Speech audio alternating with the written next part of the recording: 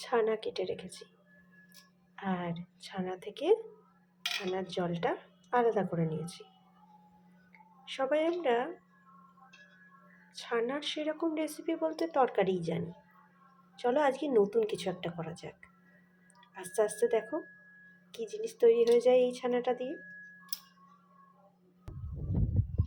ফার্স্টে ছানাটাকে একটু চটকে চটকে নিতে হবে, যাতে ছানার যে দানা দানা হয়ে থাকে না, যেটা ছানা কাটার পর, সেটা একটু মোলায়েম হয়ে যায়।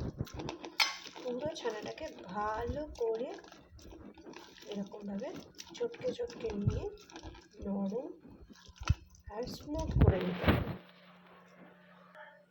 তারপর ওটা হয়ে যাওয়ার পরে আমি এর মধ্যে চিনি, খানিকটা সুজি, চিনিটা মিষ্টি যতটা খাবেন সেই রকম অনুযায়ী, খানিকটা সুজি, এলাচের দানা আর গুঁড়ো দুধ, বেকিং পাউডার,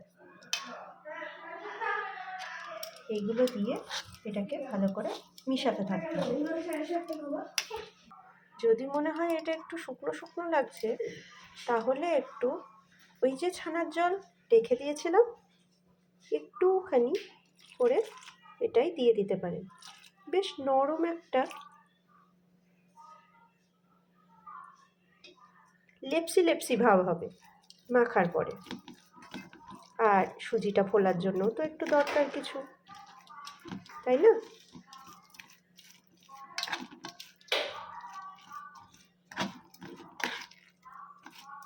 সুজিটা ফুলতে একটু সময় লাগবে।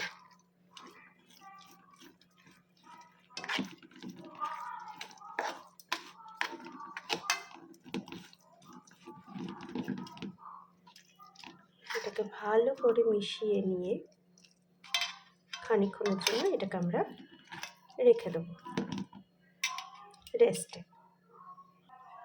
যতক্ষণ ওটা রেস্ট হচ্ছে,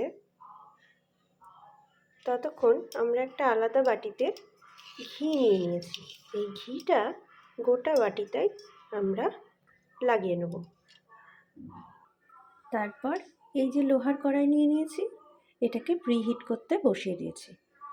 একদম লো আঁচে প্রিহিট হবে এটা হবে। তারপরে এর মধ্যে আমরা একটা স্ট্যান্ড দিয়ে দেবো, এরকম একটা স্ট্যান্ড, এবং এর তলায় দিয়ে দেবো কিছুটা জল। জলটা হালকা হালকা গরম হোক, ততক্ষণে আমরা এই বাটিটার মধ্যে ওই ছানাটা সুন্দর করে সেট করে নেব। ছানাটা ভালোভাবে এইভাবে সমান করে বাটিতে সেট করে নিতে হবে। কড়াইয়ের মধ্যে বসিয়ে দিলাম। এবার এটাকে সুন্দরভাবে একটা ঢাকনা দিয়ে ঢেকে দেবো। এইভাবে কিন্তু ঢাকা দেওয়া আছে।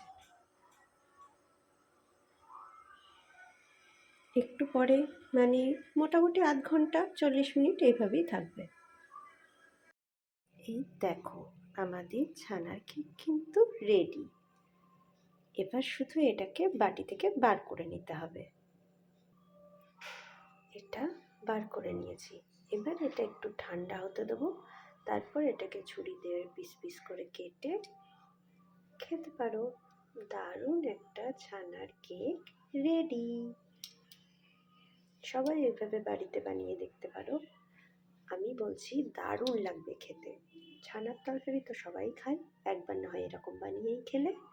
আমার এই চ্যানেলটাতে এই ধরনের অনেক ভিডিও আছে, যাদের যাদের ভালো লাগছে তারা শেয়ার কমেন্ট তো অবশ্যই করবে, আর একটু ছড়িয়ে দাও সবারই কাছে, যাতে সবাই এই জিনিসটা বানিয়ে খেতে পারে। Subscribe please. Thank you.